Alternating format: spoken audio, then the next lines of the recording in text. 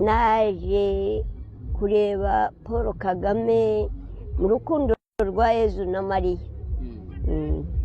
Yankirije imipanga ampa urukundo rw'Imana n'ubu ndacyamwubaha. Paul Kagame aragahorana Imana imbere y'Imana ishobora byose n'ukuri. Paul Kagame yaduhaye amatungo. Paul Kagame yaduhaye kwambara inkweto tutarambara inkweto. Yadukuye mu buhake. Uranyumva ariko? Yadukuye mu buhake. Adushyira mu rukundo rw'Imana. Atwereka ko Imana ibaho. Ubundi nzamukunda kugeza gupfa. N'ubu ndanyifashe hasi.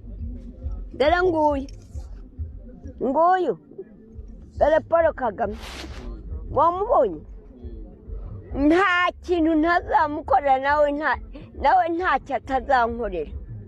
Yankoreye byinshi cyane, ampa urukundo, ankura mu babi ashyira mu bari beza.